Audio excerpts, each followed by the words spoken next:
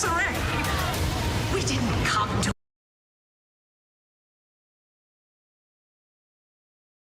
Arcadia to get bogged down in pointless warfare. We came to spread freedom and liberate resources for profit. But this pesky Earth Directorate agent is mucking things up. They're not alone in doing so. And they think they can just choose how things play out. They could stop us from stealing the Protectorate's brainwashing technology, which we need to improve our market share. What if this stranger aligned with the Order and that world computer of theirs? That could be the key to closing the rifts that threaten the colonies. So, you see why this menace must be wiped from the face of existence. Or, better yet, brought to our side through the power of capitalism. Now, let's get out there and buy our way to victory!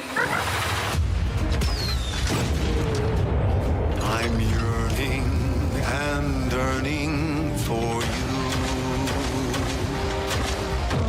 My heart and reverent you.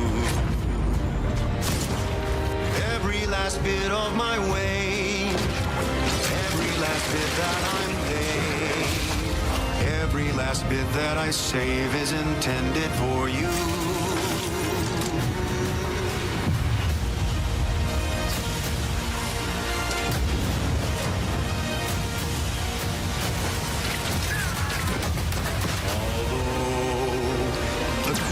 May be high.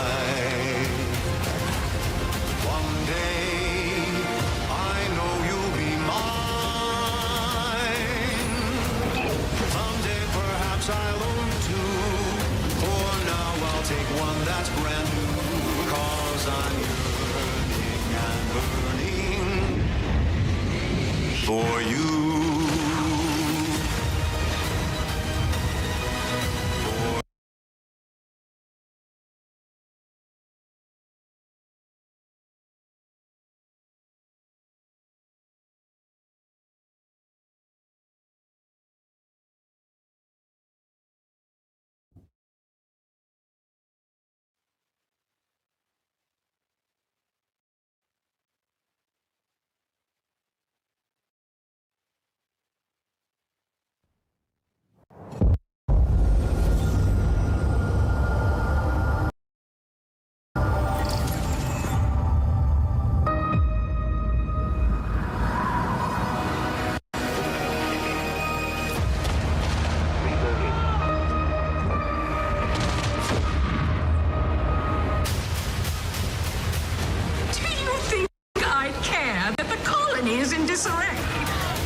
We didn't come to Arcadia to get bogged down in pointless warfare. We came to spread freedom and liberate resources for profit. But this pesky Earth Directorate agent is mucking things up. They're not alone in doing so. And they think they can just choose how things play out. They could stop us from stealing the Protectorate's brainwashing technology, which we need to improve our market share. What if this stranger aligned with the Order and that world computer of theirs? That could be the key to closing the rifts that threaten the colonies. So, you see why this menace must be wiped from the face of existence. Or, better yet, brought to our side through the power of capitalism. Now, let's get out there and buy our way to victory! I'm yearning and yearning for you. My heart and reverent you. Every last bit of my way, every last bit that I'm laid, every last bit that I save is intended for you.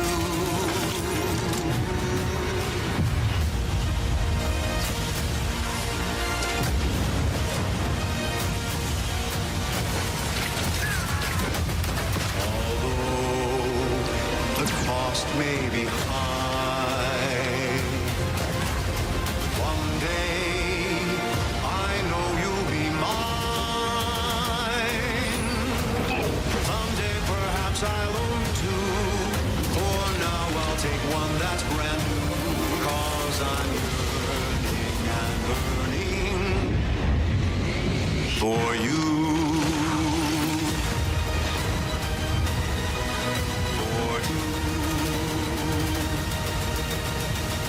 An adventure made for capitalism by capitalism. Inflate our impressions and egos by staying tuned after the showcase. Need to run Windows on your Mac? Parallels Desktop makes it simple to integrate Windows apps into your macOS workflow. Install Windows in minutes and stay productive without hassle. Run the apps you need when you need them with full compatibility with the latest macOS and Windows. Get the best of both worlds. Download Parallels Desktop today.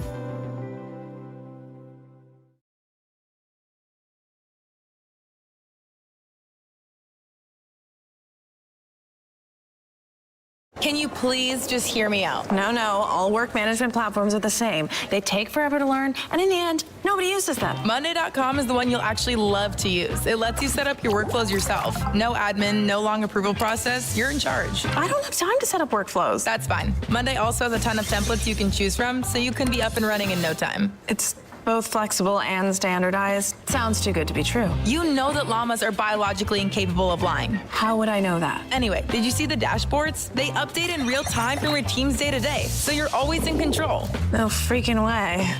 I don't have to put the data in myself? Are you for real? Monday.com handles all the boring stuff, so you can focus on what really matters. But what if we're not compatible? If it's any type of work, marketing, sales, HR, llamas, and there's a free trial, so what's the harm? You know what?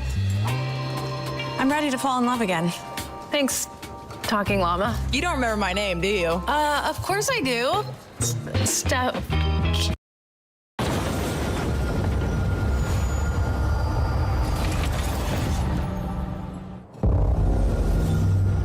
World premiere. Babe, what's wrong? I'm sorry. I've just been so depressed lately. You know, it would fix everything. Humanzaprom.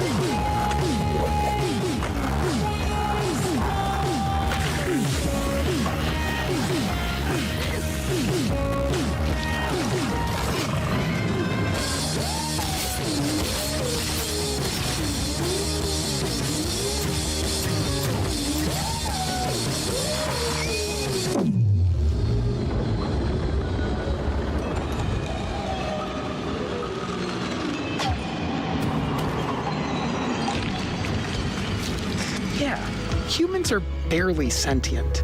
Scientists have done studies, and their brains are like half the size of ours.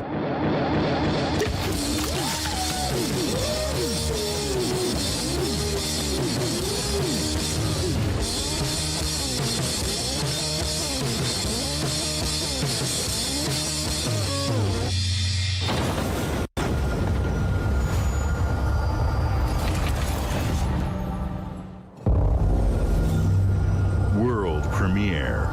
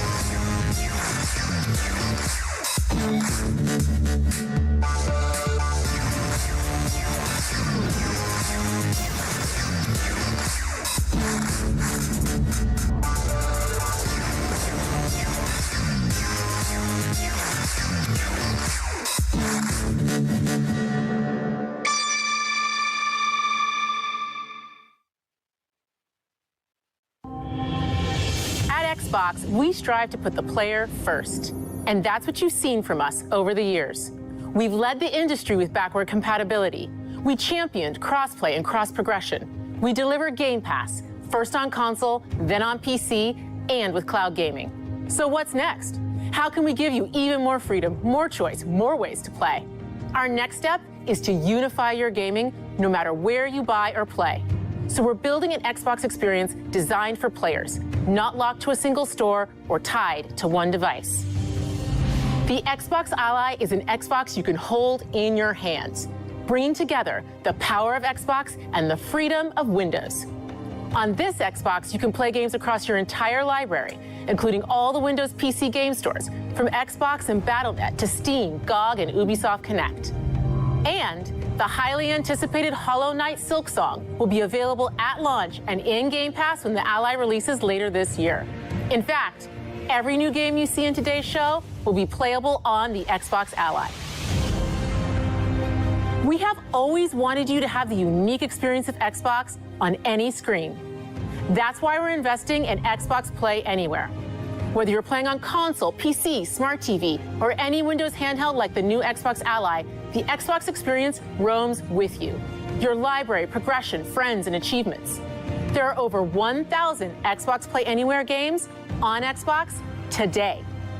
And every new game you see in today's show, from our partners and our studios, is Xbox Play Anywhere. And because it's Xbox, you can always have access to Game Pass with a diverse lineup of games from the biggest franchises to critically acclaimed indie hits. This is the freedom we believe players should have. Any game, anywhere. And we are giving it our all every day to make this vision real.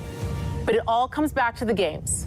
From Dead to Rights on the original Xbox to Armored Core 6, our relationship with Bandai Namco Entertainment has stood the test of time. We both believe in bringing amazing experiences to players around the world, and their next game does exactly that. From Rebel Wolves Studio, this is a story-rich action RPG steeped in dark fantasy that I can't wait for you to explore. Thank you, and enjoy the rest of the show.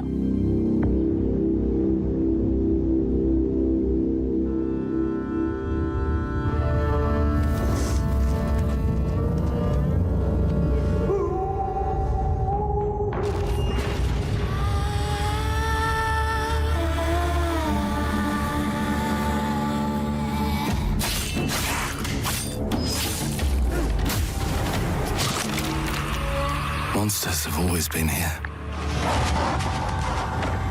watching from the shadows. And when we were at our weakest,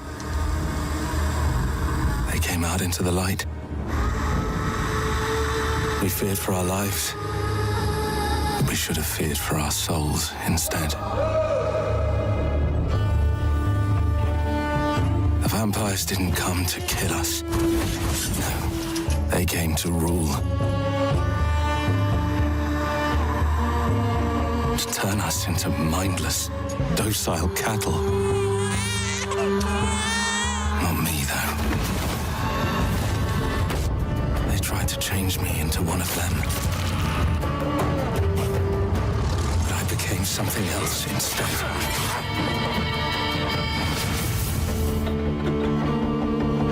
Their worst nightmare.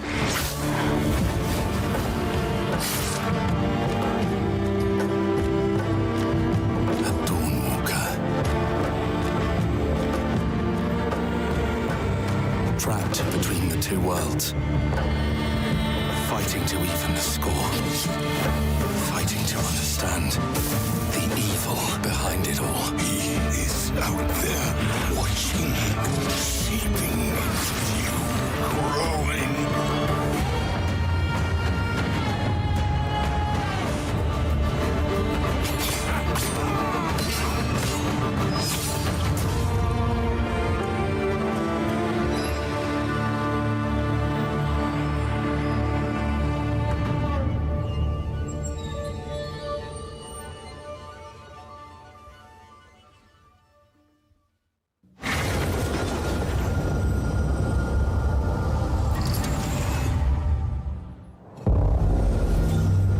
World premiere.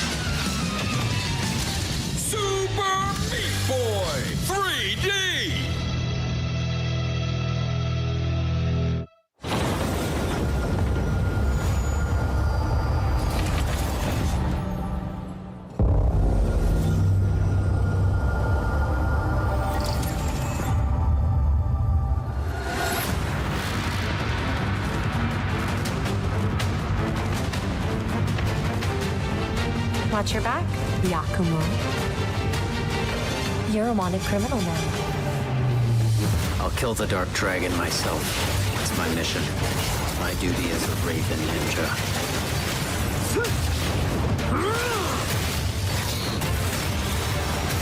Breaking the Dark Dragon free has its consequences.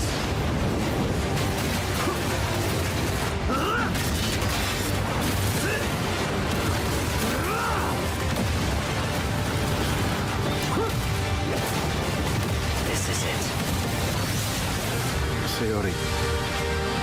Ryu, there's something I need your help with.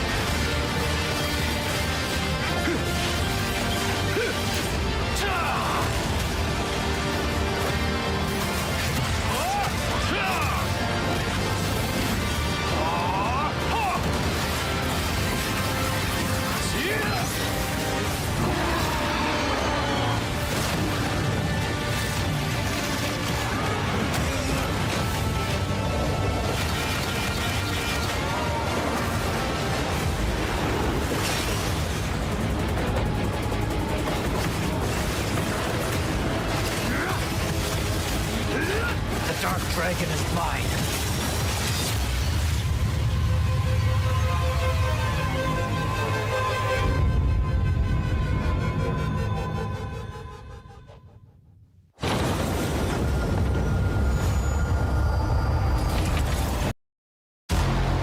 I want to build something iconic. Anyone who's ever accomplished anything iconic has had to do some questionable things. What will you do, Riri?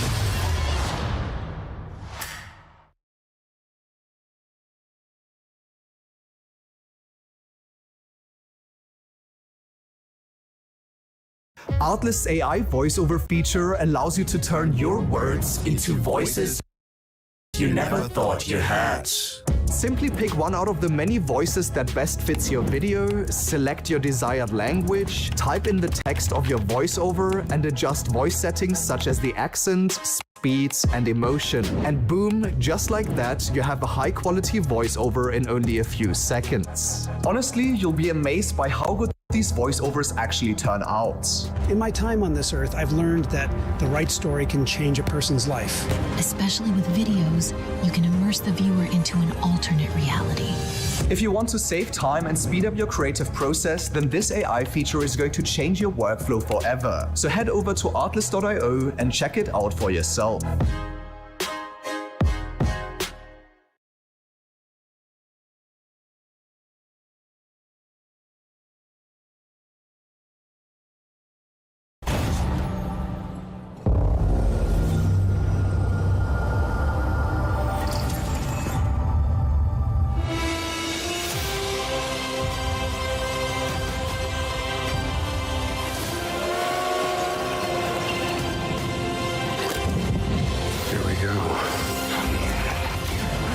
Good luck, Indy. What are you doing, Jones? Are you crazy?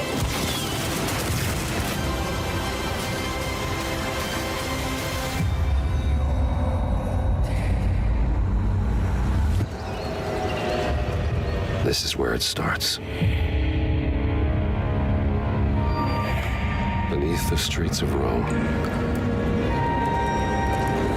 Enter the city of Antioch. Find a secret relic.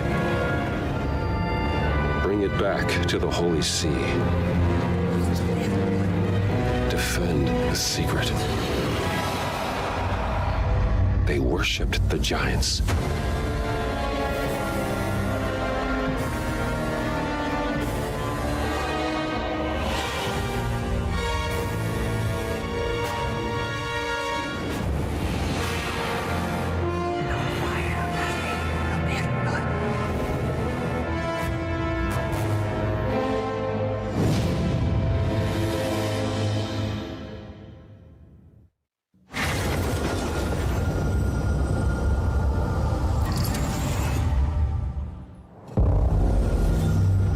World premiere.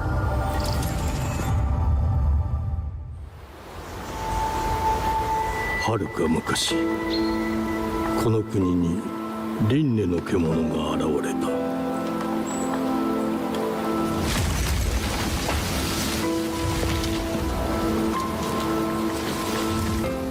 輪廻の獣は汚れを吐き、あらゆる生物を蝕んだ。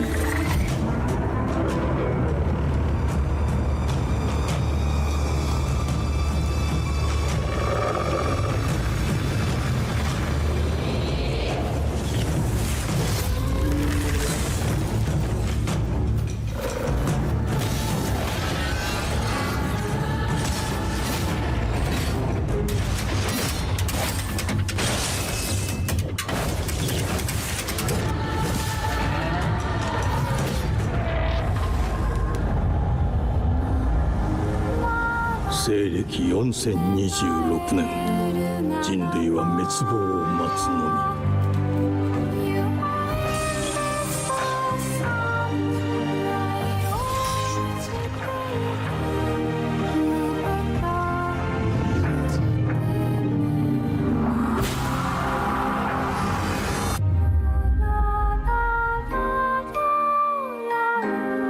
封じ子エマ、お前こそが輪廻の獣を滅ぼす刃となる。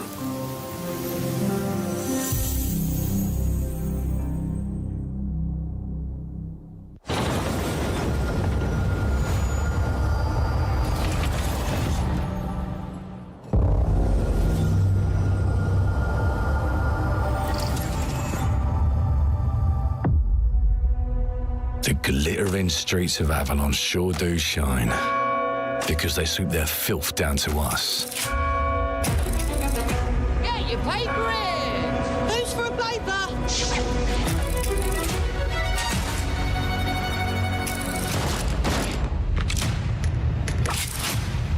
Here's to playing in the mud.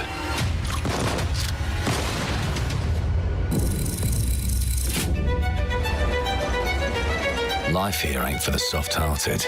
You will be paying me back until you fucking rust. It ain't for the spineless. Keep your filthy pickers off me! And it sure as shite ain't for the decent. That's a clean sweep for one.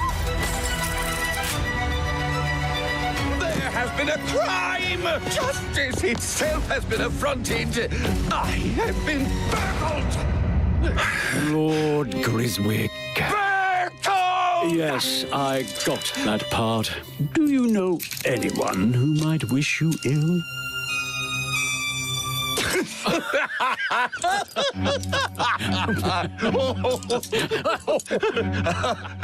We can't arrest and question everyone. Let's see if we can narrow the suspects down a bit. They were, Trust your instincts, sir. tall, Yes, sir. built rather slim, well, muscular. Mm-hmm. Was very quick, agile. Go on. With a mustache. No, larger. I see. Quite fashionable. That's the fiend who robbed me. They got my good side this time. Breaking in is the easy part. Your brandy, sir. Getting away with it is the real trick. These candlesticks ain't gold. Worthless and dull, just like you. Nah, I have a customer. How can I help you? I'd rather talk to you, Errol. Sounds like I'll get a better deal. You talk to me first, and him never. Got it? Uncle's a bit touchy, ain't he, Errol? Touchy? I say it, touchy! There. Anything else you'd care to say to Errol? Brains. If I hadn't seen it with my own eyes, I wouldn't have believed it. Round here, it's all sharp edges, empty pockets, and blood on the cobbles. Goodbye, Silas. No, no! I'll hurt you, you fucking meatsack! I'll leave you with a pissing pan of peaches! You'd either got a gang at your back or a knife in it. We're family here. Family takes care of its own. Can't put a price on that, can you? Them's in charge. They don't keep order. They keep power. Take this thing into the crucible and melt it. They just want us beaten, broken, and too scared to fight back. I don't want to kill him. That's why it pays to be clever and well-armed.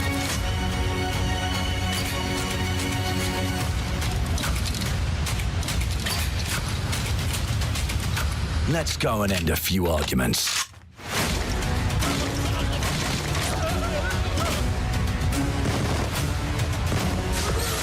Don't get cocky. They've got a weapon far worse. Time. And if they can rewrite history,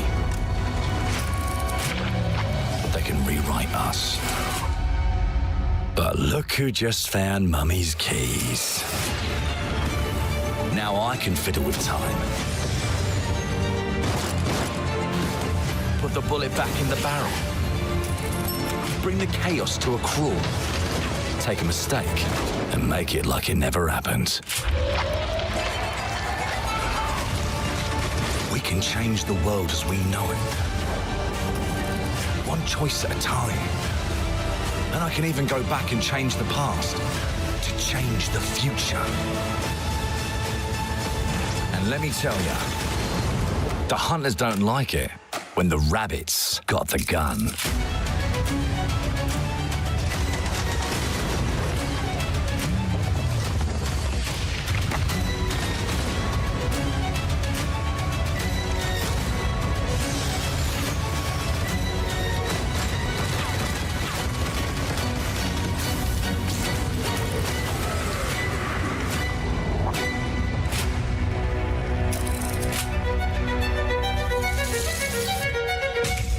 Now let me alone and piss off!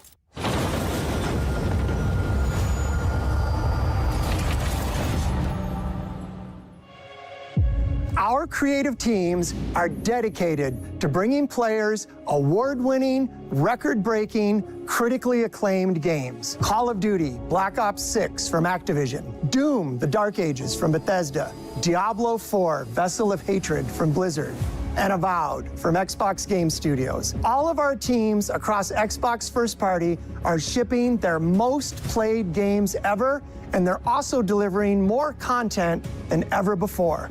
From original single-player experiences to vast online worlds, our teams are empowered to build the games they've always dreamed of. We want our players to have the choice and flexibility of where and how they play the games our teams make. So, of course, our games will be available day one in Game Pass, and every new game we make for both Xbox consoles and PC will be Xbox Play Anywhere. On behalf of our creative teams, thank you. These experiences don't stop when you put down the controller. As you've seen in recent years, more and more of our characters, stories, and worlds are expanding to brand new audiences through TV and film. A Minecraft movie and the Fallout TV series broke records and brought millions of players into the game. We have more projects in the works as gaming continues to influence film and television like never before. When it comes to growing new franchises, Obsidian is having a year like no other. From launching a blockbuster new game like Avowed to the upcoming release of The Outer Worlds 2 this October. Obsidian is always delivering great games, and they have a third game launching this year. You'll get to go deeper on it in our Direct, but until then, let's take a look.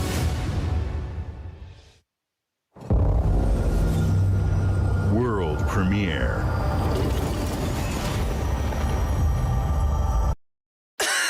And don't forget my cough syrup. Is it a wet or dry cough? Hello? Don't take a chance. Take Vicks Acta Plus. Unlike other cough syrups, its dual action formula relieves both wet and dry cough. Vicks Acta Plus. It smells unbelievable. I found this. It's the new 24/7 long-lasting Old Spice deodorant. No one can smell this good for so long. I'm on a seahorse.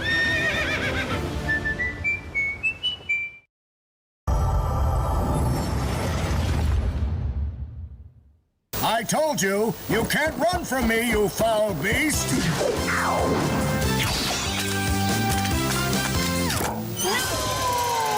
What's New flexible legs. The yoke girth action figure can ride anything.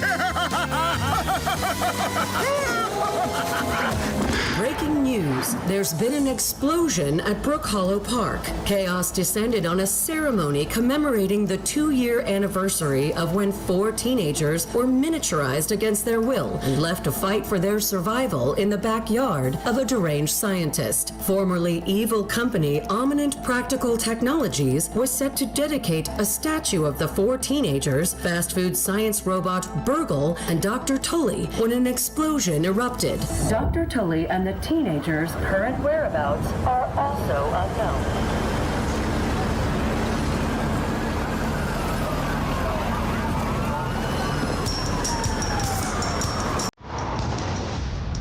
You gotta keep them separated.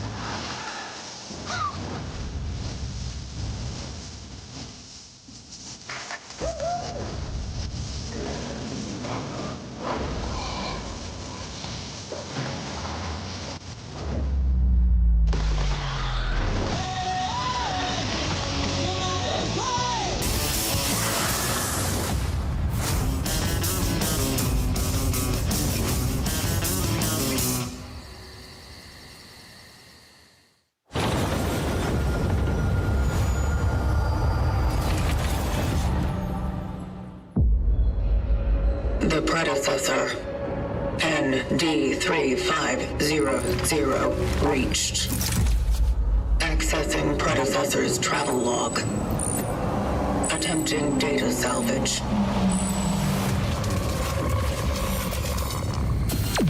I have encountered an unprecedented orphan. It was in a state of suppressed recomposition. The behavior pattern of the orphans populating the area is highly unusual.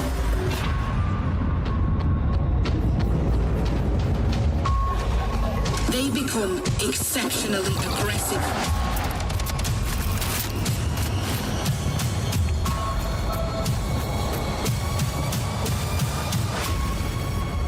It is highly recommended to proceed with caution.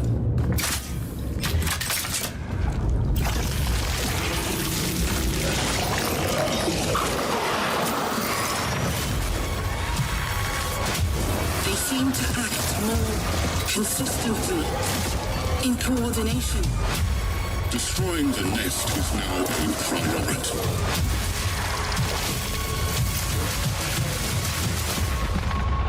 Such is our calling. Such is our calling.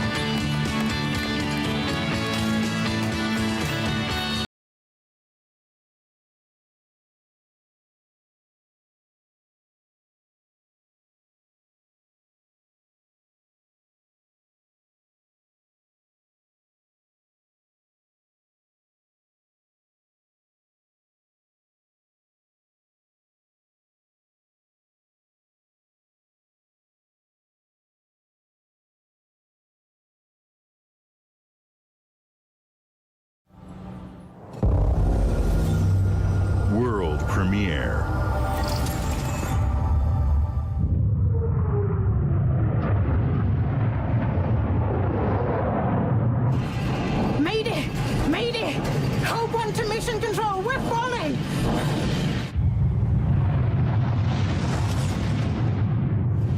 Thomas, the ship's breaking apart. There's no time. Evacuate, now! Thomas, come in!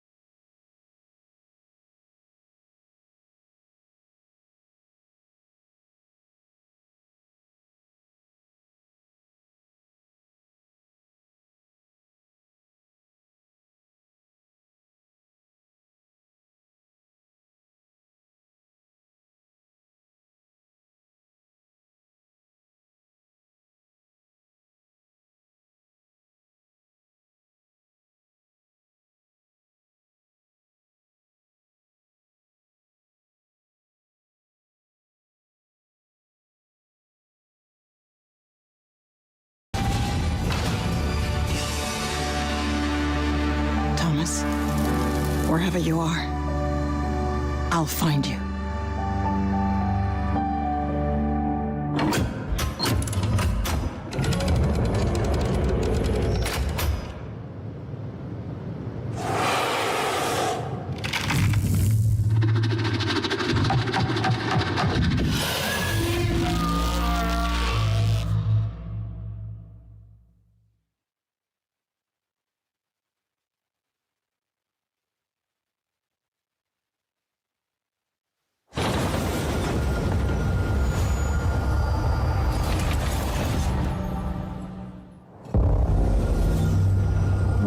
Premiere. Welcome to England, Mr. David. I know this must be a shock, having never met your real father, but he left you this hotel in his will. It's been in your family for generations, much like the caretaker. He's a little eccentric. You'll see. Let me welcome you to the Grand, a hotel famous across the land. Every room used to be in such high demand. Your wish I'll command here at the Grand. Well, hello there. It looks like you're about to do some renovations. Would you like some help with that?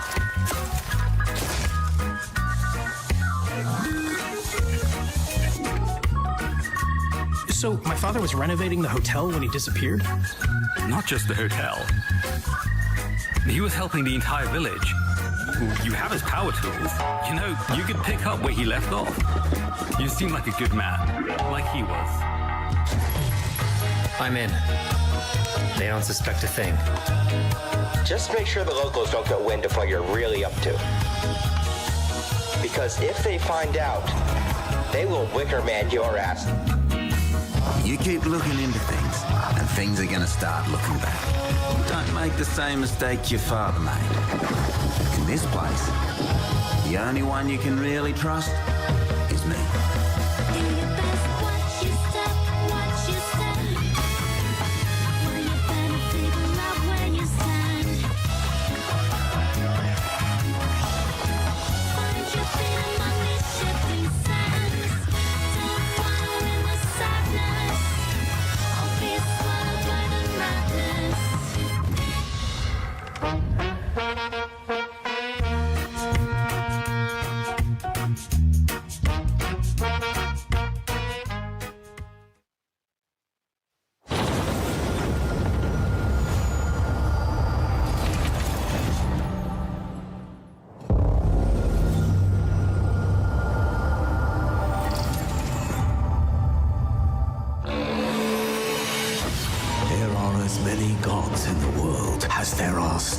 In the heavens, and when we need their help, they send us a hero. Who would have guessed the defender of my homeland would be my daughter? She unlocked the heavenly spear. But is she worthy?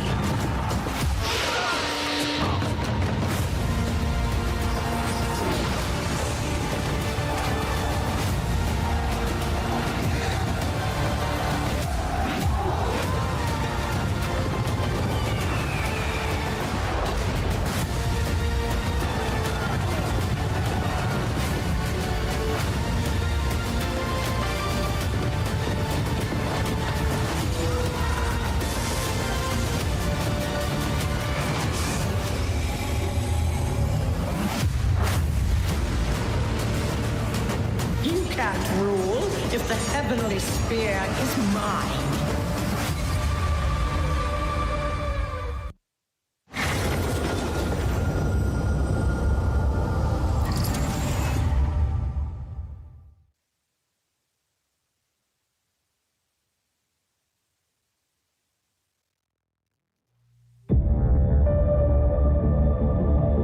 주권 국가의 자주적 결정을 누가 허락하는가?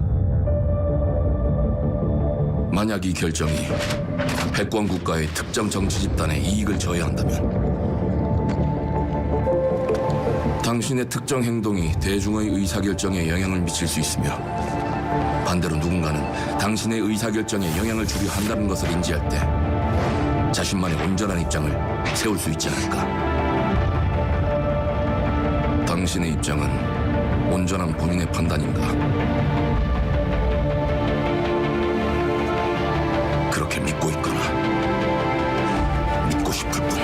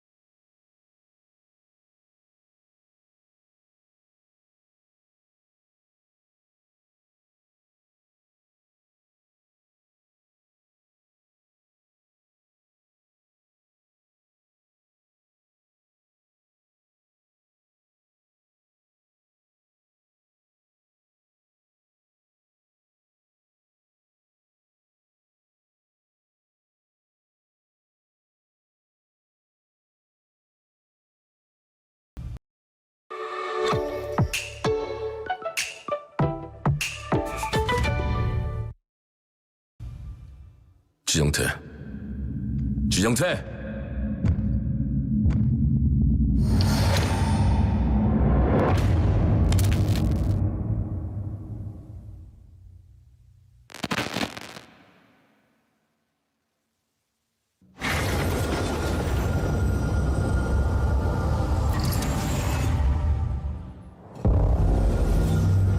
World premiere.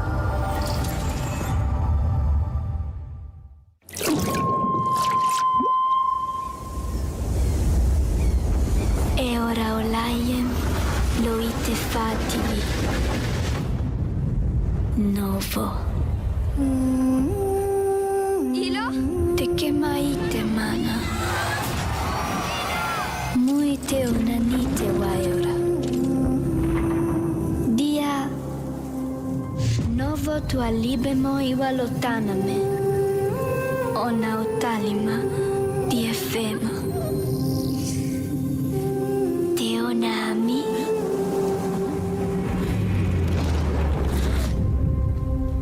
Toma tua calio, terali.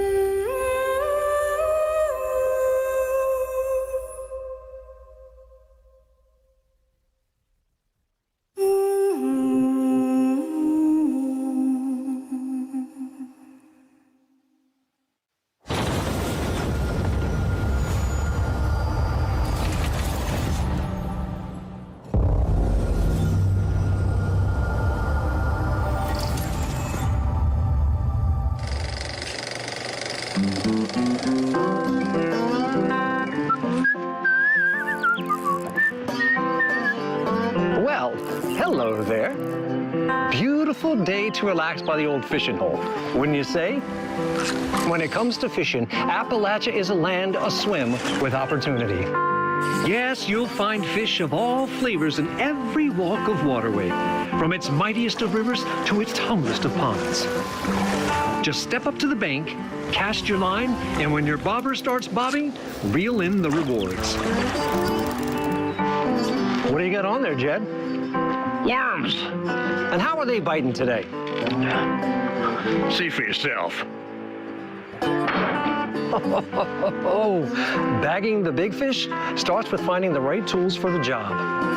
There are as many unique combinations of rods, reels, bobbers, and baits as there are fish in the sea. And when you've caught your fill, pop over to the local tackle shop to swap fish tails. Can you smell that? No matter what troubles plague the future wastelands of Appalachia, you can always find comfort in cozy little joys like this. You just gotta know where to look. Vault Life is your ticket to easy living. Design and build your own little slice of paradise. A place to show off all the bits and bobs you collect in your travels. Got a green thumb? Plant your own peaceful vegetable garden.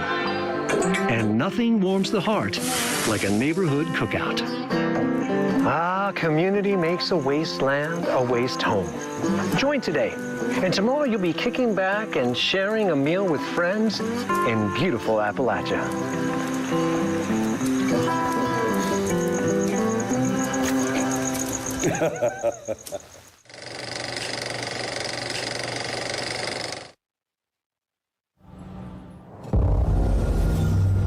World premiere.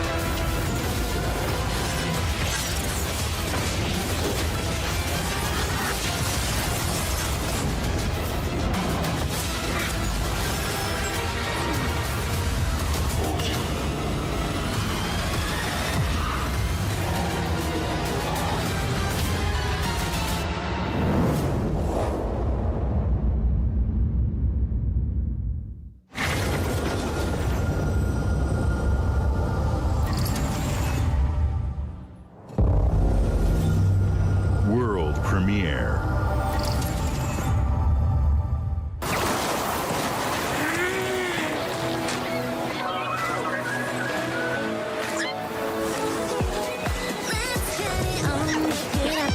I'm ready to rumble. Oh, you better be right next to me now. I'm gonna make it real. I'ma do what I want for real. If you feel me, take my hand, come with me. I'm not cash, my ride or die in this world. My heart is beating, I'm feeling this world. Nobody can hold me back, 'cause I'm invincible and I'm unbreakable, beautiful. I am unstoppable.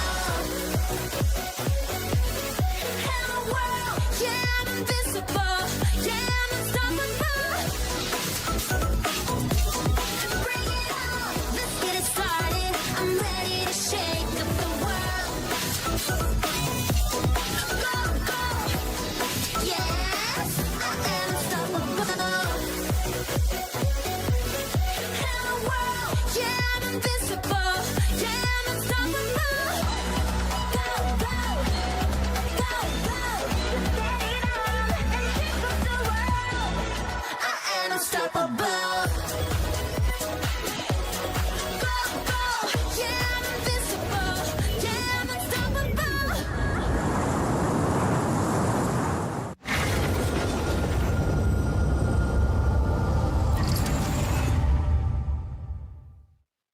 Hey, what's up, everyone? It's Tony Hawk Pro Skater. I just want to say thanks to everyone for all the love and support we've seen since we announced Tony Hawk's Pro Skater 3 and 4 a few months ago.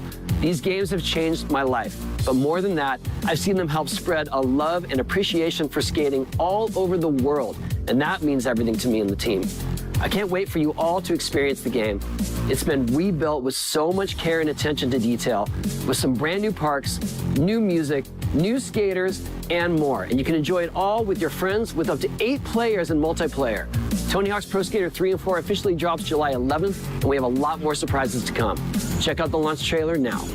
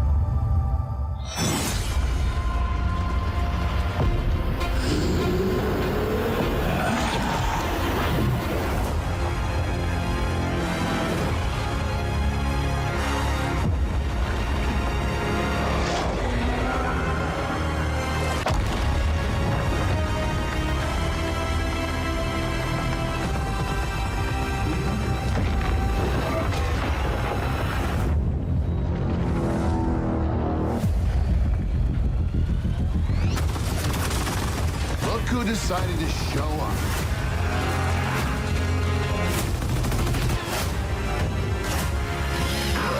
It's game time, baby! You think you can still find your way back home, Phoenix?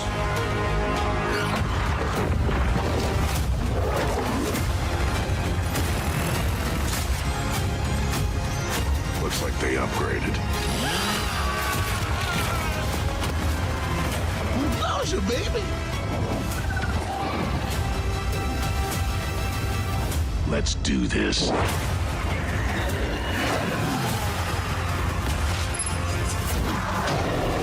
This is gonna be awesome.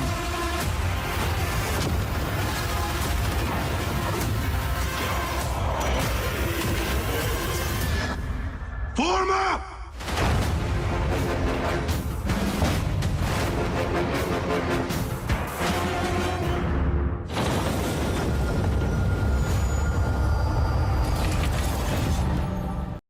Eleatin Aloe works fast to provide relief that lasts long for up to 12 hours. Try Eleatin Aloe today. Deeply moisturize your skin for 12 hours. Sanix keeps skin healthy. World premiere.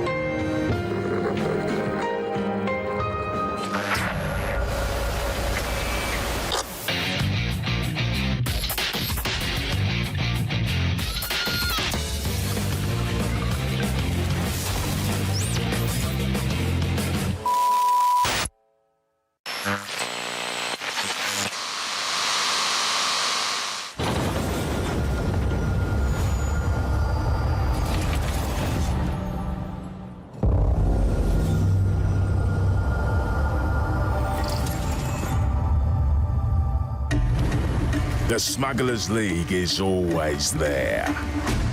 But you won't see us. You won't hear us. And the only way you'd ever know it is if that's what we wanted. As smugglers, we deal in the goods others are afraid to handle. Guns, explosives. And don't forget the rum. It's a life of danger like no other. So I guess my question is, can you handle that?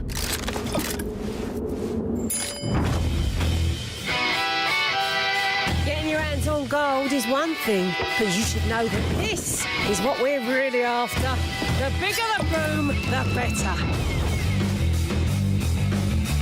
Smugglers need to be adaptable. It's more than moving under moonlight and shadows. You should be ready to take advantage of others' misfortune. Stealing, of course, is always an option. Just do whatever it takes to get the job done. You are pirates, after all. Welcome, my friends, to the Smugglers League.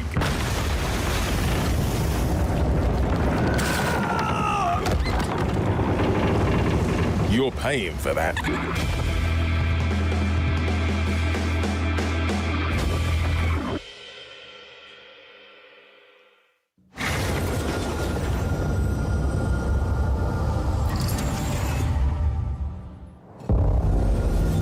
World premiere. Hope you're not in a hurry because northbound is backed up all the way to 18th Street. And the southbound ain't looking much better. This is ridiculous. Please, come on. Are you one of them? Nah, you're here, but it's right.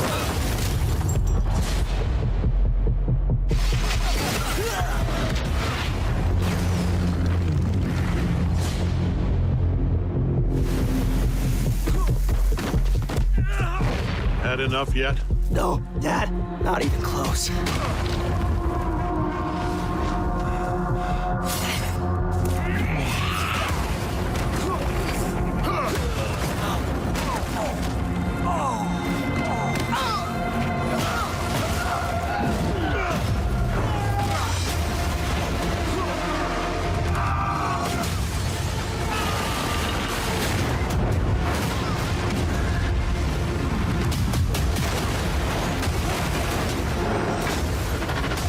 hoped you'd understand why I had to do this. Accept our rule or die.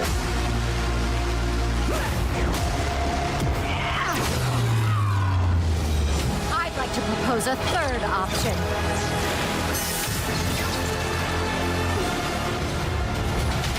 I'm not your son anymore. I'm the guy who's going to throw you off this planet for good.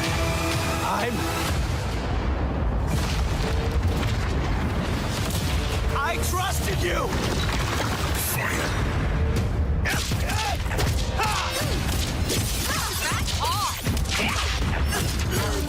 Ready to bleed? This is over.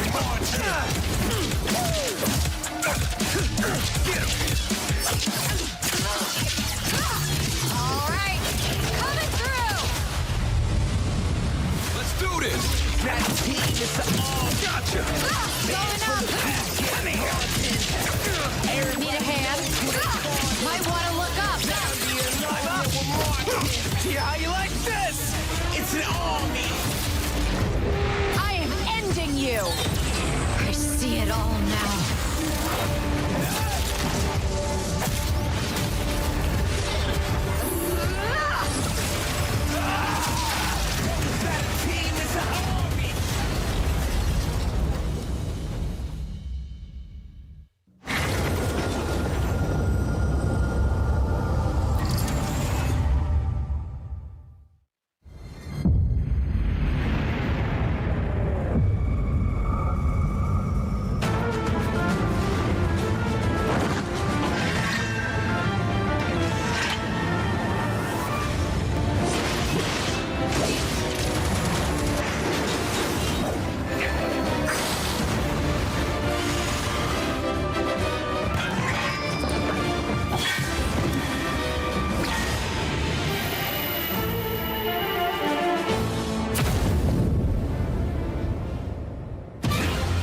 To even the odds.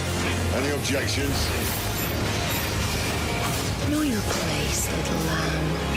There's no one to save you now. You will answer for what you've done!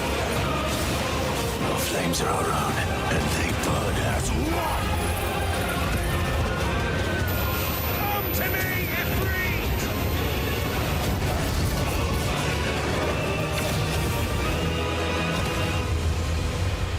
Valisthea cannot endure a second claim upon her being, but she may yet be saved by you.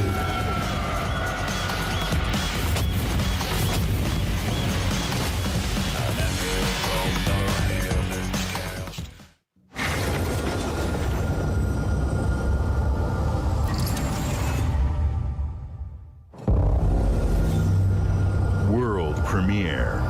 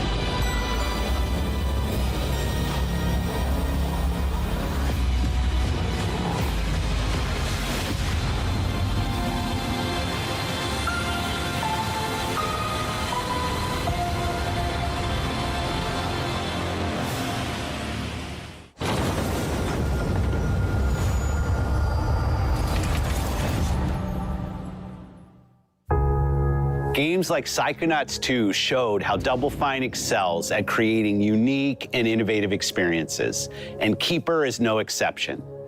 Looking ahead, next year marks 25 years of Xbox.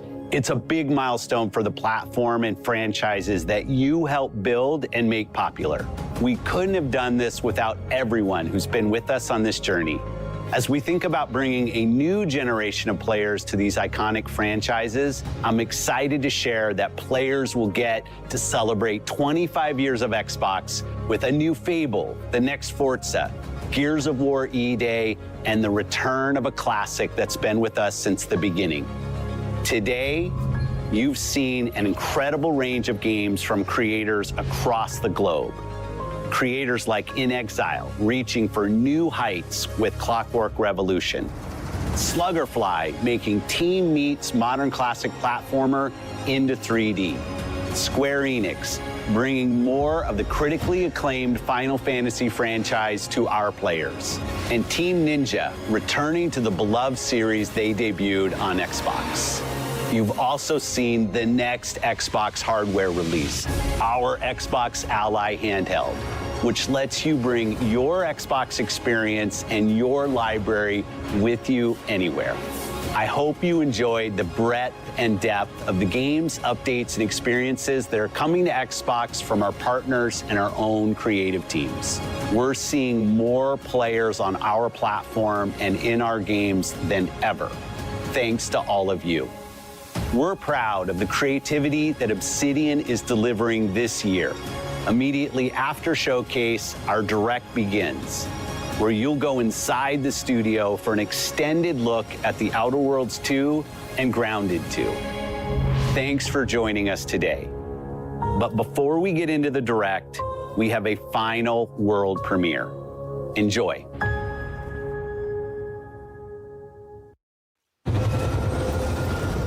World premiere.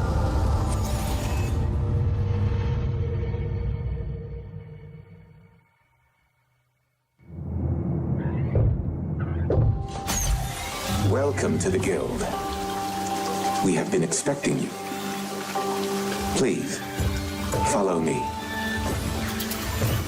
You already know us as a global tech leader. Our software, our systems, combined with our skilled team, is designed to save lives. Your years of service have shown you the importance of our work. Here, you'll witness the global scope of that mission in action. Let me introduce you to our esteemed visionary.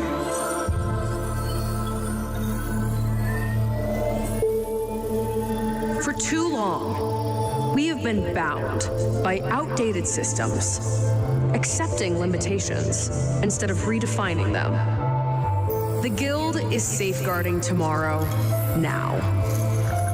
We are pioneering the future of protection worldwide. Our advancements are designed to elevate everyday life, reshaping the future of technology on a global scale. I'm Emma Kagan, CEO of the Guild.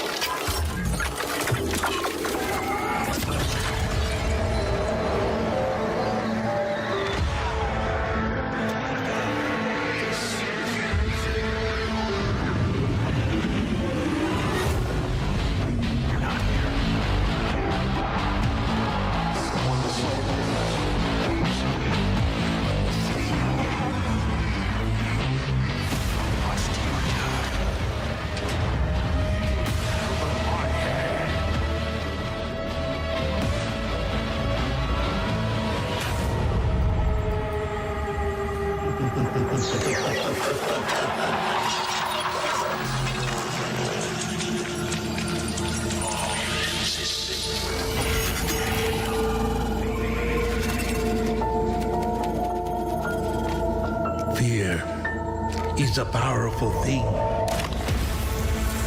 David Mason.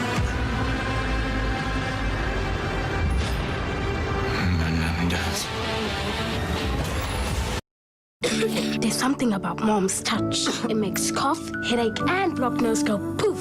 It's more than just my touch. It's Vicks VapoRub. It relieves nasal congestion, cough, body ache, headache, and muscle stiffness for a good night's sleep. Vicks VapoRub.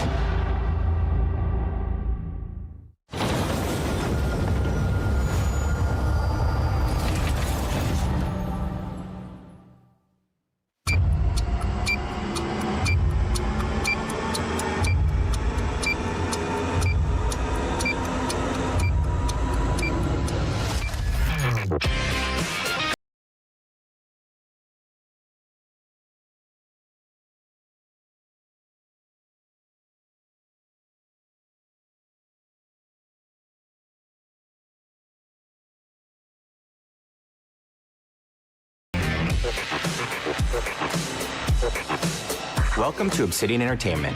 We here at the studio have joked around that this has been the year of Obsidian, with Avowed releasing early this year and now ending the year with 2 more games. And what better way to cap this incredible year for us than by doing what our studio does best, sequels. That's all right. Come in. You can get out of here, Fergus. Thank you so much. No, you're doing great. You nailed it. The sequel is the lifeblood of every great franchise. Think about it. The original creates the world and builds fandom, but the sequel, that's what makes it worth remembering. No sequel, no hoverboard. No sequel, no dual SMGs. No sequel, no raccoon tail. No sequel, no Zune 2.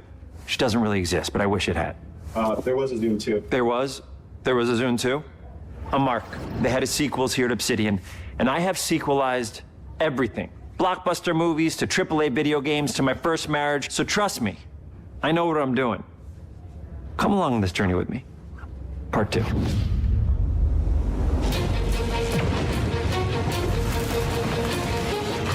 Let the killing commence.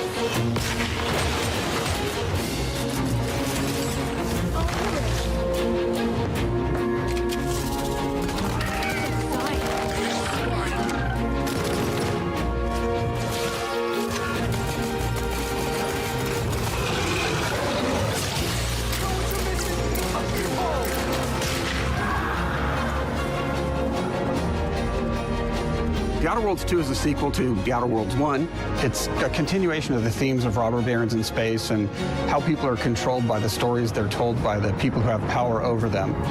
This time we're able to go a lot deeper because we have more time and money, which is a great thing, and we're able to make it a much more true Obsidian reactive RPG than we were the first time around.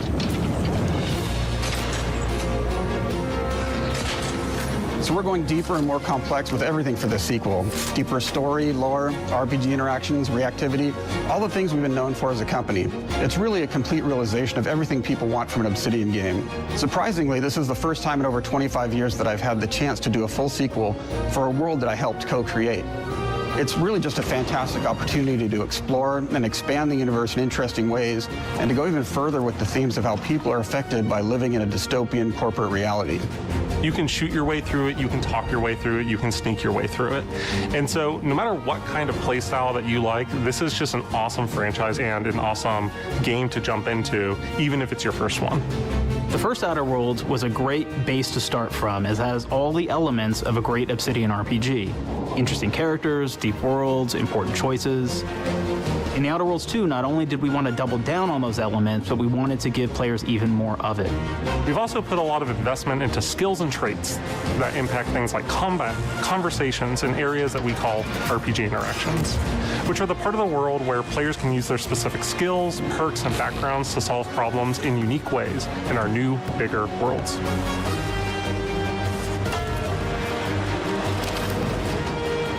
I love a deep RPG experience, and building out that RPG crunchiness for our players was at the forefront of what we set out to create. We prioritize those deeper RPG options with different character builds and combos so players can express their role-playing power fantasies. We also have different equipment options for different playstyles and different companions with different abilities.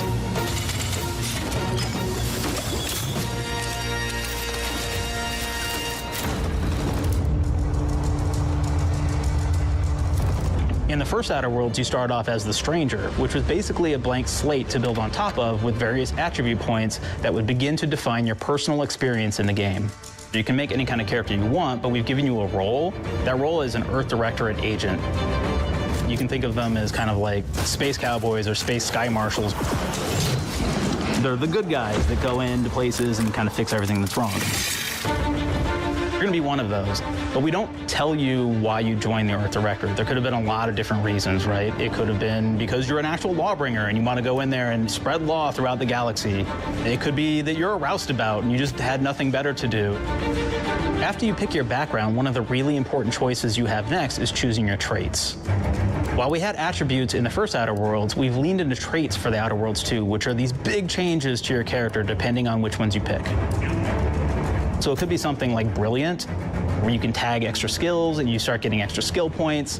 And that's obviously really great if that's how you want to build your character. You can also go and do something like Lucky, where you get extra critical chance, and you also get a lot of really cool options throughout the game as well. Of course, we brought back Dumb, so players love the Dumb option. Tell me, do you believe in signs?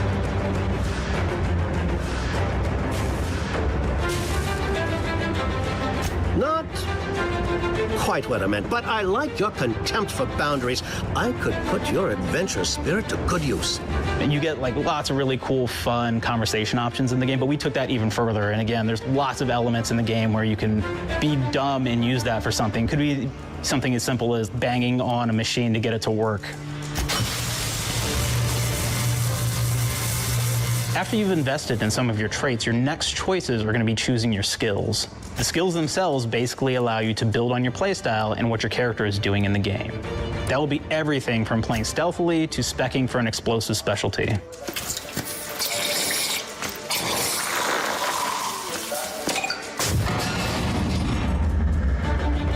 Throughout your entire journey, your character continues to change with the different choices you make.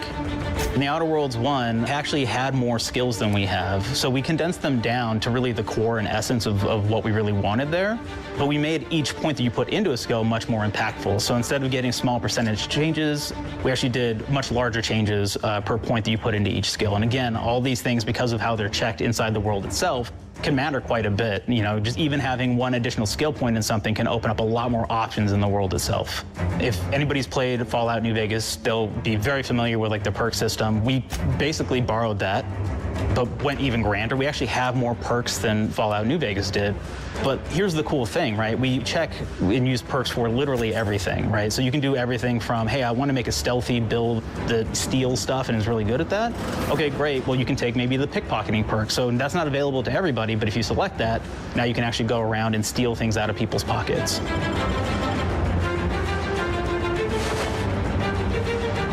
There's another perk called heavy-handed, right? Where say you're a melee person, what this does is now your power attacks that you use actually knock people down.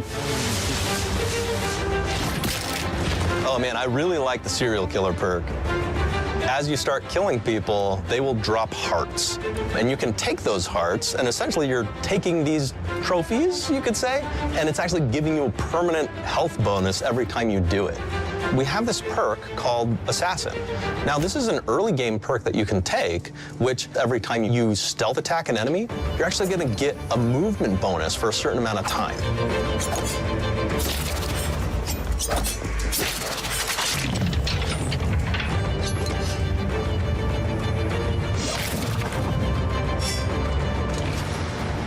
Flaws were a system that everybody loved from the first game. But we wanted to make it more personal to the player. We wanted it to really reflect how you were playing the game and give you a bonus that you actually wanted to really engage with.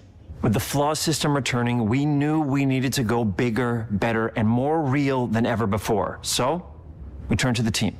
And I told them, no bad ideas. Give me what you got. Okay, we need more flaws. We need them to be real. I want to put them in the game, so give me something. Inspiration. What's wrong with you? Oh, I have bad knees. You got bad knees? They hurt when you walk a lot? Yes. When you walk too much, they hurt? No cartilage. Sounds boring, makes you sound like a boring person, but it's in the game. I know it. It's a good flaw. What about you? I like to take small things sometimes. So you're stealing? No, I'm taking. When do you give them back? I don't. Claire? Claire, you shouldn't be stealing. What are you doing? You shouldn't be stealing, Claire. Tiny crimes. Tiny crimes? Do you hear the second part, though? It's a crime. Well, You're stealing. Claire, that's wrong. You can't steal things, okay? But it's an amazing flaw, and I'm putting it in the game. But you're a bad person. And are you the one that took my stapler? do you need it? Yeah. Give it back. Okay. Please. You, what do we got? Flaw. I like to stare at the sun. How long did you stare at the sun? Just lunch break. An hour? Oh, I only get 30. You guys get an hour? I get an hour. An hour. Oh. Makes me feel energized. How many fingers am I holding up? 3? No. Anything else? We'll put it in the game. We'll put it in the game because I feel bad for you. Anything else? One of my favorite flaws is something called bad knees. It'll actually give you the option to take this flaw that'll make it so that you move faster throughout the game. But the problem is, anytime you stand up, your knees are gonna make a loud popping noise that makes it so that, well, everyone around you is gonna hear you. There's one called Kleptomaniac. This is really interesting because what it does is when you steal something, you can actually sell it for more bits than normal. And like that sounds really great. The drawback is sometimes when you're looking at things in the world that are owned by somebody else, you'll automatically steal them. So you have to be very careful about how you use them. One of our more wacky perks is the Sun Gazer Flaw, and it just gives everyone cataracts while playing their game. So everything becomes like light shafts and blooms and hazes, and makes the game pretty unplayable if you happen to choose that perk. If you happen to be the type of player that habitually reloads your weapons like I do, well, you'll be offered the flaw of overprepared. Now, you'll get larger magazine sizes on all of your weapons, but if you ever fully empty your magazine, you're gonna take a debuff for a while. While we support options like being a gunslinger who wants to key into destructive weapons, or a rogue who wants to alpha strike their enemies before they know what hit them, we also allow for a lot of fun and experimental builds. You can be a mad scientist who utilizes gadgets and wacky science weapons and armors, or even a psychopath who gains permanent bonuses to health by murdering their friends. Nothing shows the impact of these character build options better than, in my opinion, the bridge area, which has a quest you get early on in Paradise Island.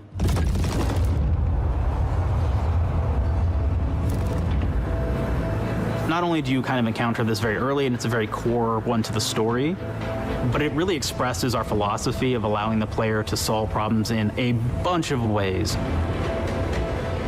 So you may solve it by, speech options. You may talk to them and maybe have to go do a quest for them and really kind of prove that you're a friend of the Protectorate to get by. I may have need of your help, stranger, if you are ready to seize an opportunity to show fealty to the Protectorate. You could go guns blazing and you could just take everyone out inside the POI, lower the bridge itself, and kind of get across.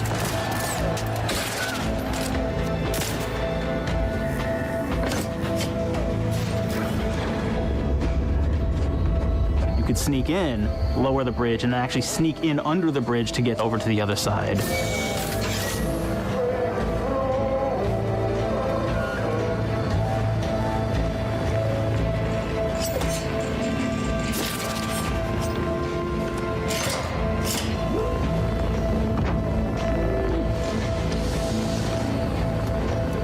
You can bypass the bridge entirely if you found like certain gadgets, like the shield gadget that protects you from poison gas as you go across, or the double jump boots, which kind of allow you to jump across the chasm and get across that way. There's even a really kind of messed up way, right? Which is players can actually sacrifice one of their companions. Their companion who they just found is part of. We're no different than the Vrees if we start tossing our own to the rats.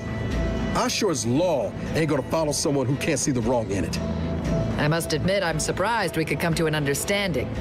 But I thank you for your loyalty, stranger. As promised, you shall have clearance to cross this bridge. It's such a fun quest, but again, it really showcases that we want you to be able to solve this in whatever way you want to. When you build your character your way, we're there for you. We really want you to have the experience that you want to have out of this.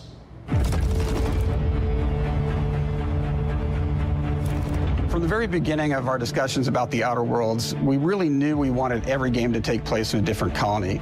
This lets us expand on all aspects of the universe. Every colony can be its own thing with its own flavor, and we can center them around anything we want, any ideas or setting we're interested in. Arcadia is an isolated colony with abundant resources, and it's run by an authoritarian faction called the Protectorate. Their dictatorship is thematically based around the question of how much freedom people will give up for security and luxury. For Protectorate subjects, unfortunately, that answer is everything. The Protectorate is also incredibly wealthy because it was founded by the inventor of the skip drives, which are the Outer Worlds' faster-than-light engines. But those skip drives are starting to cause rifts in space-time, which are cutting off all the other colonies on Earth from being able to trade with each other. The Order of the Ascendant is an offshoot of the Order of Scientific Inquiry from the original game, and like them are a science-based religion with the same goal of solving the universal equation, which will allow them to predict and alter the future to the benefit of all mankind. They used to be part of the Protectorate, but they split off to focus on solving the equation for the good of everyone, not as a way to simply control the masses. The player's been sent to Arcadia as an Earth Directorate agent to find out how the skip drives are causing the rifts and what can be done to stop them. Each of the factions have their own solutions to the rift problem and their own goals. The Protectorate wants to close them to protect their legacy as the inventor of the drives and their wealth. The Order wants to close them not only for the good of everyone, but also because they're complicating the math they're using to solve the universal equation. And Antes just wants to be able to open and close them at will to control all the trade routes between the colonies. In addition to expanding the themes and lore of the Outer Worlds, we're also expanding the humor, so each faction has its own flavor of absurdity. Anti's Choice is a merger between Anti-Cleo and Spacer's Choice from the original game, and there are corporate representatives in the Outer Worlds too. They've invaded Arcadia to liberate their resources for all of humanity, at a profit, of course. One of my favorite things from Fallout New Vegas is the radio system. It was just iconic for me, and I wanted to make sure that the Outer Worlds 2 had that. So we actually built out 3 different radio stations, one for each of the major factions. You also have a ton of music. Each station might have, like, I think 20 tracks of unique music that we've made for it. It's a lot of stuff. But the really cool part about this entire thing is that we actually put a lot of reactivity into the radio. So it will respond to the things that are going on around the world that you've been interacting with. So if you go into a location, let's say you solve a problem for the Protectorate folks, if you listen to the Protectorate radio station, they're going to be cheering you on as a hero. Wonderful news, everyone. The Zeranium gas leaks at the Automech repair facility, strongly believed to be caused by Anti's Choice malefactors, have been corrected. Some hotshot for hire just managed to fix the electrum leak in their repair facility. Now, I'm not saying we caused it in the first place, but we sure like the idea of all those broken auto mechanicals and all the excessive gasping and choking involved. The factions and companions are great examples of how we're going deeper and more complex this time around. They're integrated into the game's storyline much more than we did on the first Outer Worlds, and like with everything else in the game, they have a lot more reactivity. There are 6 companions in the Outer Worlds too. As usual, each has their own quest lines, but this time they are also connected to a different faction and have character arcs that the player can affect through their choices. Your first companion is Niles. He's another Earth Directorate agent like you, and he's looking for your help to decide whether he wants to become an even better agent or to turn his back on the Earth Directorate completely. There's also a somewhat cute Automech support drone that is basically Niles' helper. Her name is Val. Marisol's part of the Order of the Ascendant, and she's an aging but still deadly assassin. That's right, she's a deadly mathematician who may or may not have some unfinished business to attend to with the player's help. There's also a cultist named Azza, who is part of a sub-faction that worships the rifts, and in her case, violence in general. You can choose to either turn her away from overt violence or support her chaotic and dangerous tendencies. At one time, Anti's Choice had a program to graft soldiers with animal parts to make them more formidable. Unfortunately, it didn't quite work, and most of them are now dead. There's a combat medic who survived, however, named Inez, and she wants the player to help her fix her graft, among other things. Finally, there's Tristan. He's a Protectorate arbiter who is judge, jury, and executioner all rolled into one heavily armored package. It is your choice to either help him judge wrongdoers Or show them what true justice looks like. We definitely have reactivity in the game based on how you've been treating your companions. I won't reveal the end of the game, but let's say if you have not been treating them well, you will find out at the end of the game what that means. Companions are a very, very important part of merchandising, because that's the real beauty of the sequel. We're talking merch, baby. It is the lifeblood. It is what fuels us. Do you want to see some of my ideas? Hop, hop. Check this out. Gen Alpha loves body pillows, especially ones that look like human beings for some reason, right? Who needs a significant other when you could have a knife-wielding space psycho up in your sheets, huh? What do they do with them when they get them, huh? Maybe a little napping, maybe a little snuggling, maybe a little nut.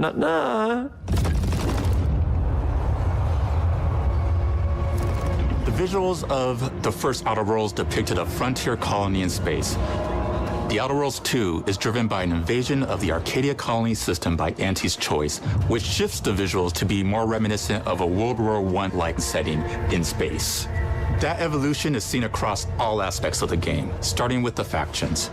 How do you militarize everything, including extreme capitalists or math-crazed scientists? In a World War I setting, war comes with propaganda. The Sovereign uses it to maintain control.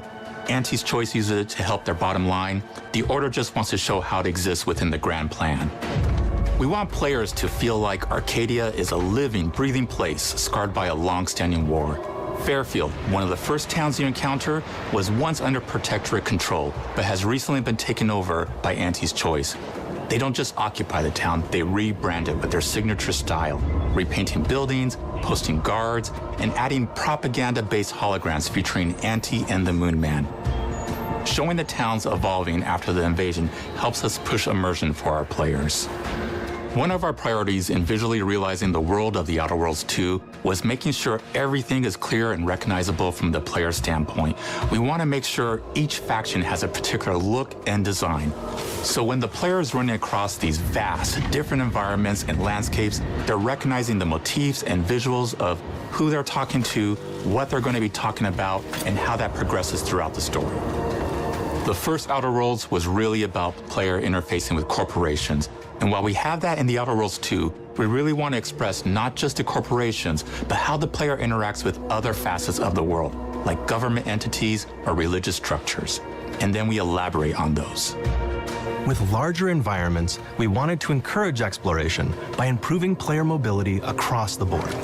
Now you can run, slide, double jump, mantle, and parkour your way through all of the nooks and crannies of these worlds. It really allows the player to just explore and have fun finding really cool stuff.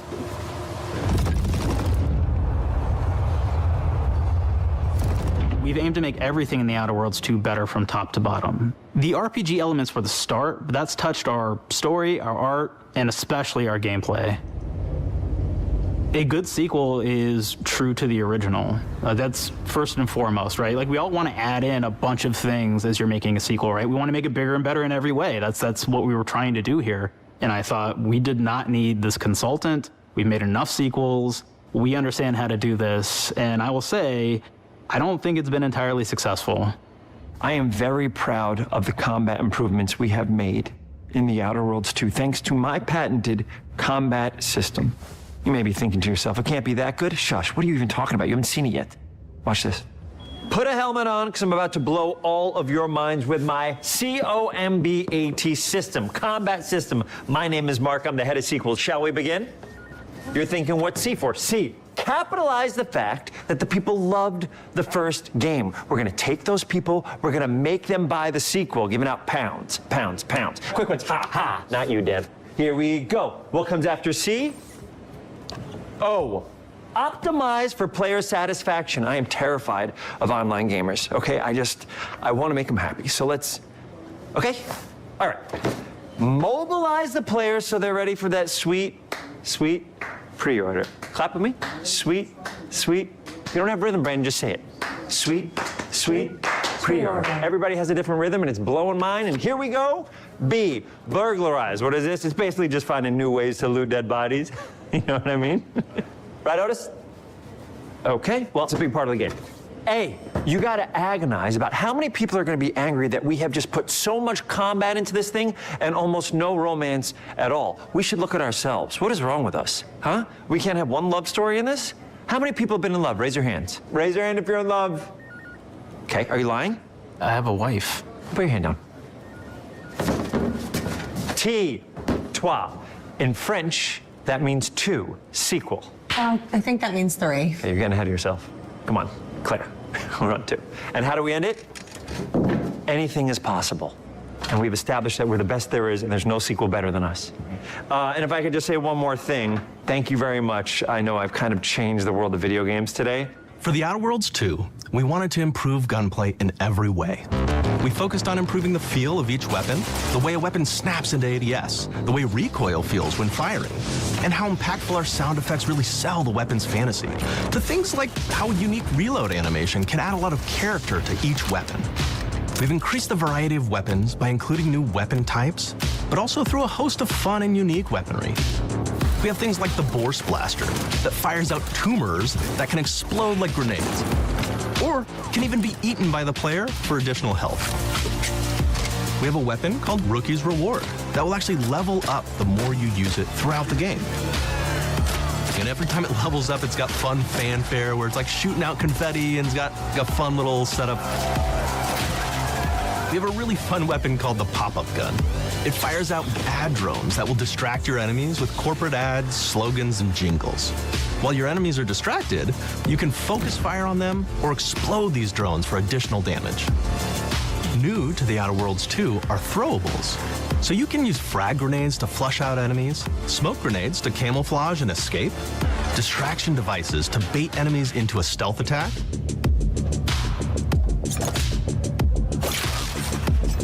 and even science grenades that will levitate enemies, allowing you to fire upon them while they float helplessly.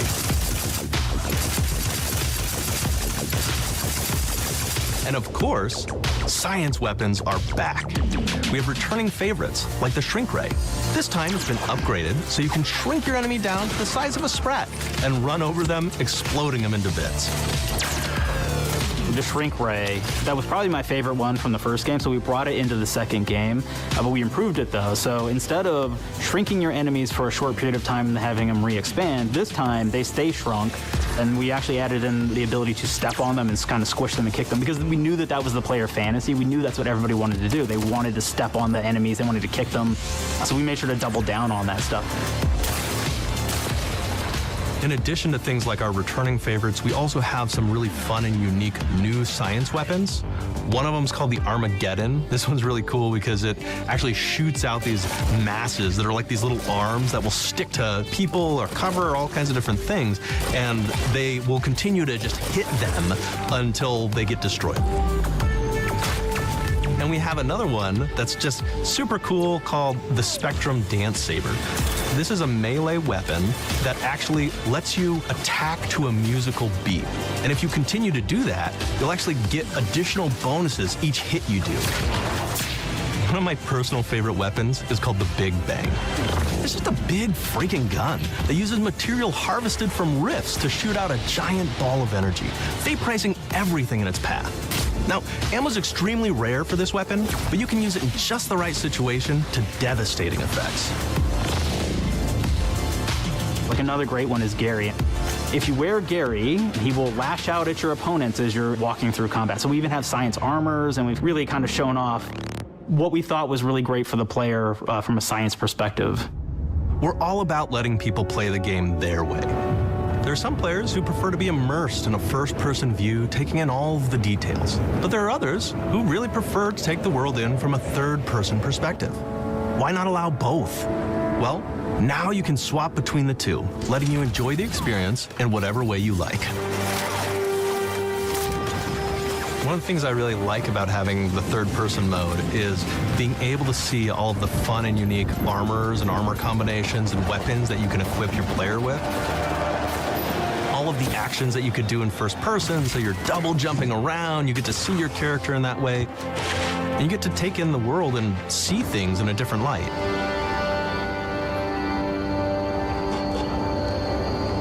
The Outer Worlds 2 is really the biggest game we've ever made. Bigger choices, more reactivity, more weapons, more things to find in each of the worlds the players can visit. The team has done incredible work bringing The Outer Worlds 2 to life, and we can't wait for you to play it. Even though we've always been a multi-project studio, this is going to be the first time we've ever released 3 games in 1 year. It feels amazing to do. We're so excited for more people to be playing our games. It is truly an exciting time here at Obsidian. We're exploring worlds big and small while expanding on franchises that we've created, and we have no plans to slow down. We hope you all continue to come along with us as we do what we do best, make your world your way.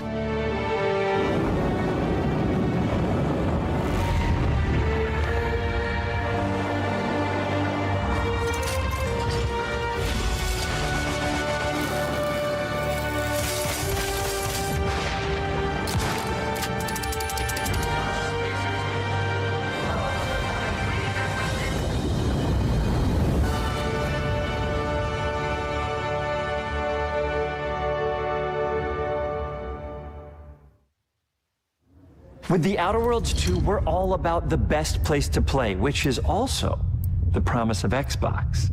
You can play The Outer Worlds 2 on this Xbox, but it may be hard to play it when you're staring at all these beautiful holes.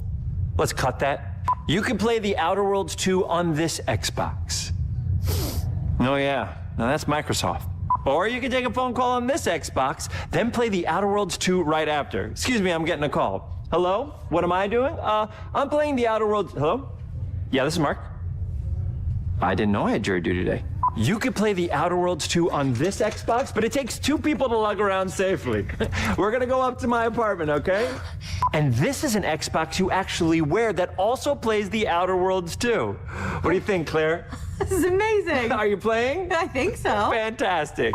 So now this is actually not an Xbox, so you cannot play The Outer Worlds 2 on it. Can't play anything on this. I guess Bread. You ever play Bread where you take it out of one slot, put it in the other? I don't have friends. If you pre-order the premium edition now, you'll get early access, which is like a prequel to the sequel, or is launch the sequel to the pre-order, or like, why are any of us alive at any time? It doesn't matter. Either way, my job here is done. It's time for the Grounded 2 portion of the Direct, which is sort of like the sequel to the Outer Worlds 2 portion of the Direct, which I absolutely just hit a home run with. You know, it's really nice to see my influence go on to other games. Take it away, team.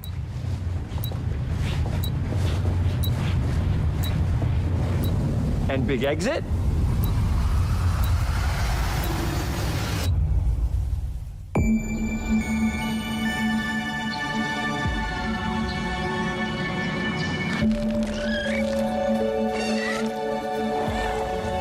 We're so proud of Grounded. What started as a small passion project to make a quirky game where you're shrunk down to the size of an ant, trying to survive in a backyard, grew into something way bigger than we ever imagined. Over 25 million of you jumped in, explored, built, crafted, and fought off giant bugs together. Y'all helped make the entire experience very special to us. The team's been cooking up a ton for Grounded 2, and we're so excited to talk about it. I had to grease some palms to steal a bit of time from the Direct to give you a deeper look. There were so many possibilities and ideas that didn't make it into the first game, so with the sequel, we have the chance to dream bigger. To achieve those dreams, we partnered with the amazing folks at Eidos Montreal. Together, we're taking Grounded from the backyard to an even larger world, the Brook Hollow Community Park. When we started working on Grounded 2, we knew that we wanted to make a bigger world. Fortunately for us, Eidos Montreal became our main partner on developing Grounded 2. They have a lot of similarities to the sorts of things that are important to us at Obsidian. They tend to make very narratively strong games. They make games with really deep characters and great character progression. They make games with great gameplay. Everyone at Eidos Montreal is thrilled and honored to be working with Obsidian Entertainment. Our 2 studios share a lot of DNA. The same things that are important to Obsidian Entertainment are important to us. Choice and consequences, player communities, and doing justice to great IPs and great franchises. The fact that we're the first partners that they're working with to make a sequel to their franchise feels like we're an important part of their history.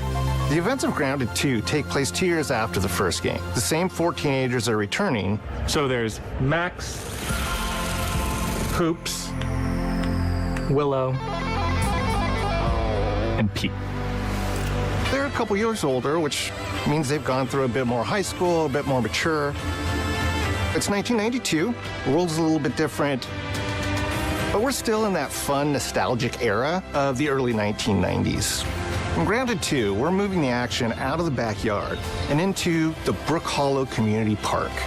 Not only is it bigger, it allows us to tell a lot more stories and expand the world of Grounded by exploring what the community of Brook Hollow has been up to and what they've been through. The park overall is about 3 times the size of the backyard, and our initial starting area is actually the same size as the entire backyard from the first Grounded. The reason we wanted to move into a park wasn't just to create a bigger world. This game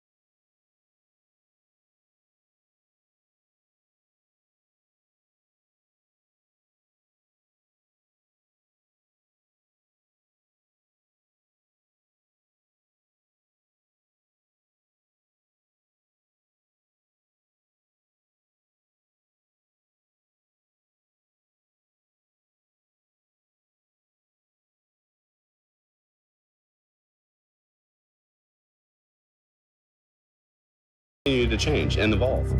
It's awesome. I love it. Part of Eve.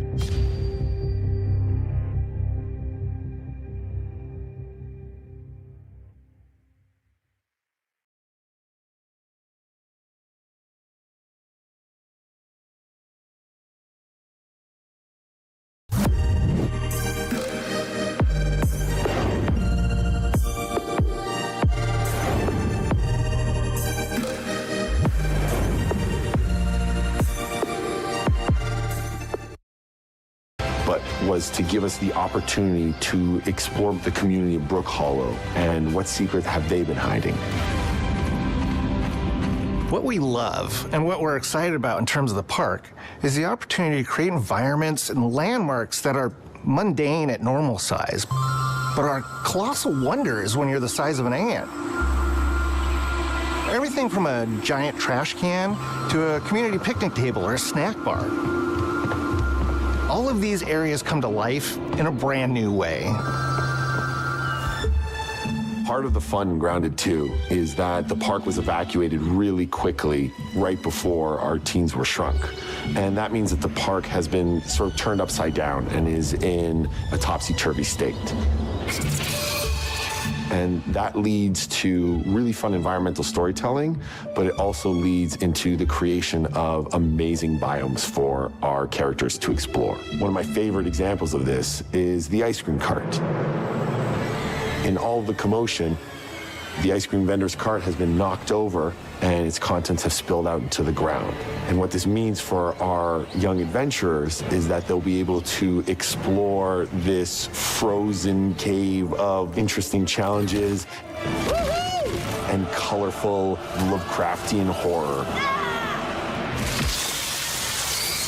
We have one anthill that's actually somebody decided to bury a bunch of toxic stuff in the park. And so there's all these toxic chemicals under the ground. The environment looks very cool and very spooky with all of these sort of chemical pools. And of course, nothing can live down there except for one type of insect, the cockroach. We are oftentimes reinventing environments, and in future updates, you're going to see a ton of new stuff. You do a lot of fighting against insects of all shapes and sizes. We didn't just want it to look better, we also knew we wanted to add a new layer of strategy.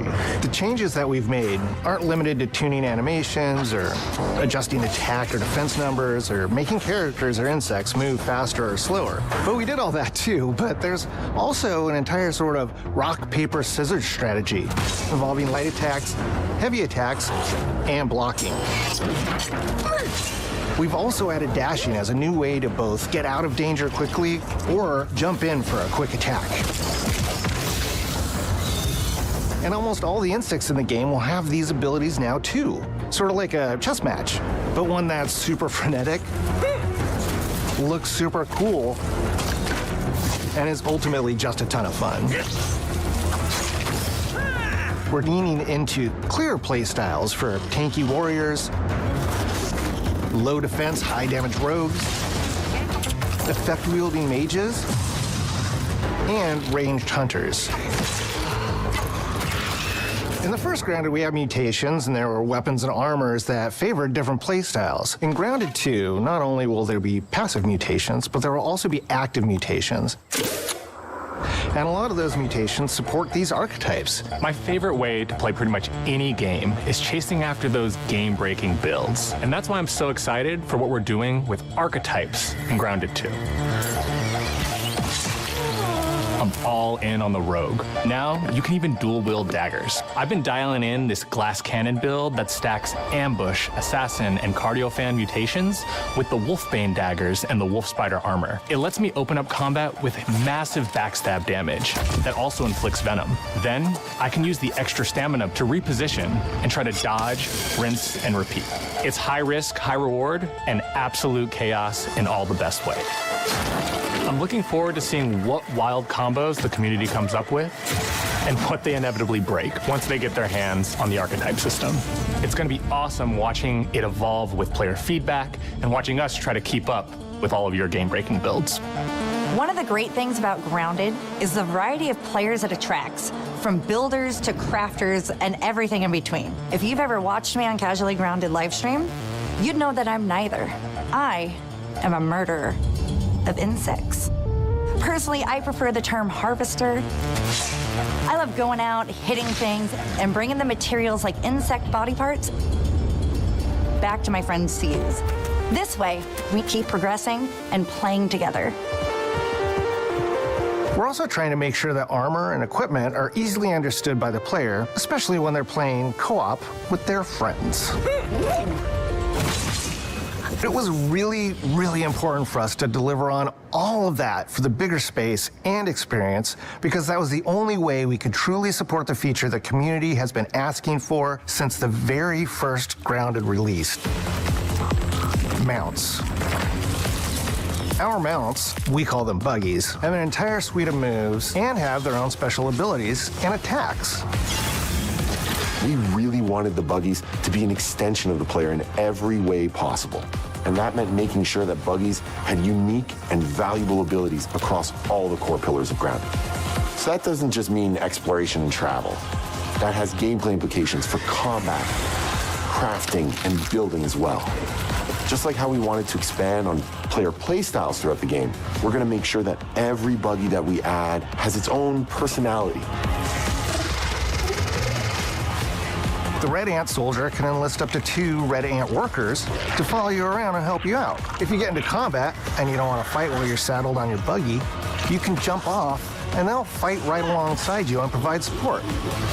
The Orb Weaver buggies are a little less useful when it comes to general utility, like building a base or harvesting, but they're awesome when it comes to combat.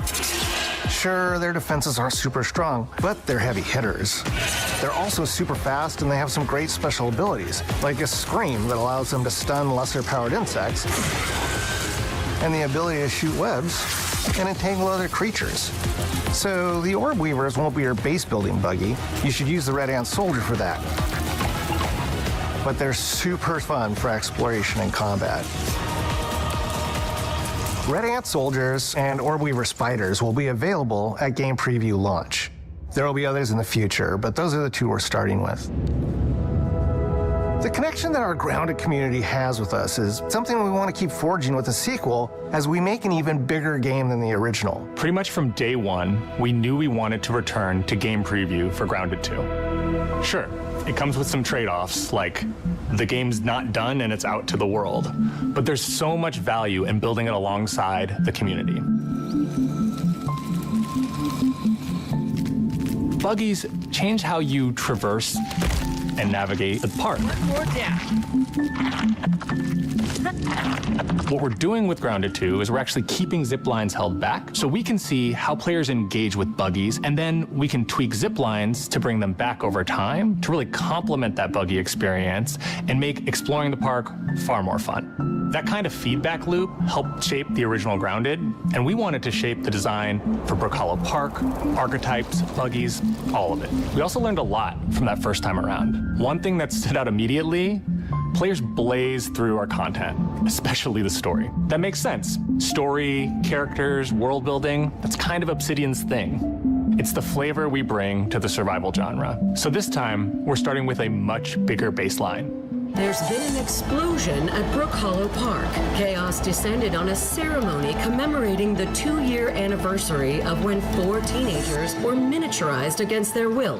One of our favorite parts of the first game was watching the community uncover clues and spin up theories. This time around, we're leaning even more into that, and we'll be keeping a close eye on what our players discover and how they interpret it. Because you never know what might inspire us as development moves forward. We really started to hit our groove at the end of Grounded 1. We found that being open about what we were planning and then following through was key to building trust with the community. As a small team, we had to experiment with update pacing and scope, and what we found resonated the most with all of you were bigger, beefier updates, even if it took us a little longer to land. So that's the plan. Larger, more complete updates spaced out just enough so we can take your feedback seriously and make every drop count. You can expect in our big updates, new buggies, new biomes, new building pieces, all the good stuff. And we're launching with a public roadmap so everyone knows what to be excited about in the future. All of us at Obsidian Entertainment and IDOS Montreal are super excited about how close we are to letting all of you players get shrunk a second time and explore the all-new park on buggies in Grounded 2. If you're a returning Grounded player, we're really looking forward to you experiencing all the improvements. If this is your first time getting tiny, then all I can tell you is that a world with an entirely new perspective and an entirely new feel awaits you in Brook Hollow Park. It's time to ride together and survive together.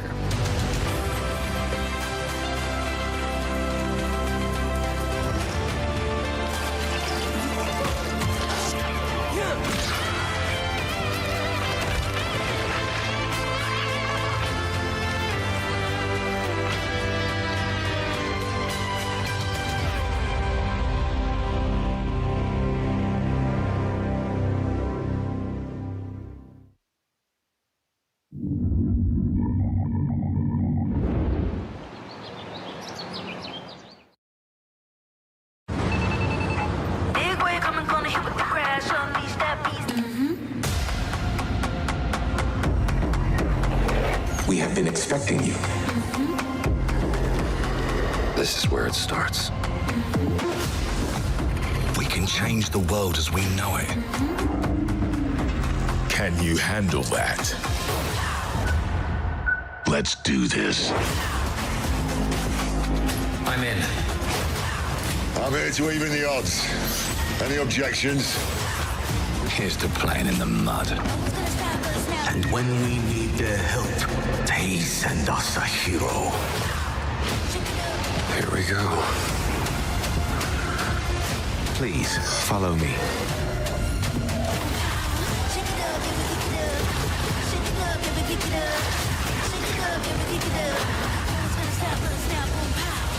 Well, hello there. It looks like you're about to do some renovations. Keep your filthy pickers off me! You think I care? This is gonna be awesome.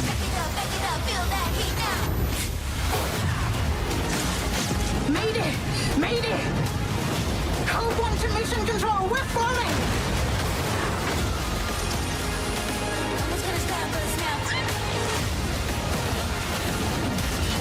had enough yet?